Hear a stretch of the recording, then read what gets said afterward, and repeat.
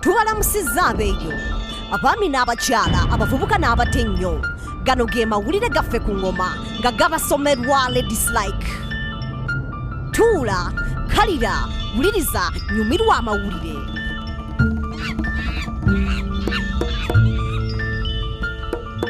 Ebyokulonda mu Amerika birabika nga bisembedde bijjudde katemba n'aba-independent mu debate abademokrati ne ba-republican bakonservative wamu n'abo abatalina ludda. Eno ensenga gga we twogerera kati bagenda mu maaso bifeekera Donald Trump kati ngoma nnene mu ba-republican ng'era bamutwala nga kalira ka mwana. Ono yagamba nti wali wangula akalulu si wakukkiriza bayisiraamu kuddamu kuyingira mu Amerika okulwanyisa ICC ng'akozesa amawanga si ze zimu ku nteekateeka za Amerika.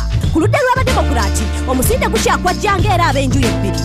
Abamu bagamba mwagalo w'abangi Hillary Clinton wanaaweebwa entebe bani Sanders babanga abatamulabyewo. Ono omuvuganya akoze ebyafaayo mu nkuŋŋaana nga Martin Luther King we yakola mu gyenkaaga.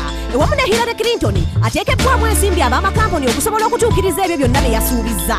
Sanders afunye obuyambi bw'ensimbi obubalirwamu obukadde 2 n'okusoba okusinga kwezi ezaakuŋŋaanyizibwa Pulezidenti Obama mu kulonda kwa 2010 ekyamukolera ebyafaayo. Bannamawulire bagamba Sanders yandiwangula obuwagizi bwe bulinnya buli lukya ekiwadde Abamerika omukisa gw'okulonda ku bantu abalala abatali abo abagifuze okuva edda abagambibwa okuba abooluganda. Kyannaku nti ekisenge kya Kalibaddamu kyanditendewalibwa. Omusasi waffe MC Loy katuwa ebisingawo. Ebbibiro lya Kaliba lye lisinga obunene mu nsi yonna n'akayanja ka bbibiro lino tewali kakenkana. Ebbibiro lino lisaasanyiza amasannyalaze ewamu n'okuziyiza amataba okuba we lyatongozebwa. Naye kati waliwo obweraliikirivu nti ekisenge ky'ebbibiro lino kyanditendewalirwa. Kino kiyinza okukosa embeera z'abantu obukadde obusoba mu 3 mu nsi ya Zimbabwe ne mu nsi za Malawi ne Mozambique. Bannansi bayinza okufiirwa ebyabwe era gano amazzi agava mu bbibiro gayinza okufummuka ne gatuuka mu nsi ya Mozambique. Musawengere mu 1962 ejjinja ku musingi gw'ebbibiro lya Kaliba lyafuna olwatika. Mu myaka 2 olwatika luno lwali lumaze okugaziwa mita eziwera 8. Olwo ekitongole kya Zambezi River Authority ne kireeta enkola empya nga kirina okuggula geeti z'ebbibiro lino 3 zokka okuziyiza amazzi agaali gafummuuka. Yadde enkola eno yagonjola ekizibu kino n'etaasa ebbibiro lya Kaliba kyakendeeza obusobozi bw'ebbibiro lino okukola amasannyalaze agawera era kati amasannyalaze gaakukekkereza mu kitundu kyonna olw'ekyeya ekyagwawo kubanga amazzi gakenderedde ddala mu kayanja ka Kaliba ne mu bbibiro. Banka y'ensi yonna ekuŋŋanyiza obukadde 294 obwa dola okusobola okuddamu okuzimba geeti za Kaliba 6. Newankubadde nga banka y'ensi yonna tekkirizibwa kuyamba Zimbabwe mu kintu kyonna ekikwatagana n'ebyenkulaakulana, yasalawo okuyita mu Zambezi River Authority obuyambi n'ebuwa Zambia bateekateeka okukola geeti emu ku emu ekinaatwala emyaka 8 okuzimaliriza. Era ebbibiro ettono lijja kukolebwa okusobola okuggyamu amazzi agatakyetaagisibwa. Lino ebbibiro lya Kaliba eryazimbibwa Abangereza mu mirembe gy'amatwale riri mu mbeera mbi olw'okunafuwa n'okukosebwa embeera y'obudde. Sigadde nze MC Loy nga mbaweereza ku Newsbeat. Webale nnyo MC Loy ogatutuusaako. Okusengejja amawulire n'ebiwandiiko kubaddewo emyaka gyonna mu Angola. Omusasi waffe Jesse Sentino kagatuwe. Angola y'emu ku nsi ezikyasinze okukulaakulana mu by'empuliziganya ku ssemazinga Afirika. Naye eby'empuliziganya mu Angola biddukanyizibwa gavumenti yokka. Era ne mu zikampuni ez'ebyempuliziganya abanene mu gavumenti be balinamu emigabo. Nga kwotadde n'emikutu emirala ku mutimbagano kwe batakkiriza bannansi kwetabako. Okusunsula mu mawulire mu Angola kikolwa kya bulijjo. Naye kati gavumenti emmundu ezitunuza mu mutimbagano. Kubanga bannamawulire abalwanyirizi b'eddembe n'ab'oludda oluvuganya gavumenti beeyunidde nnyo omutimbagano okwewala amateeka amakakali.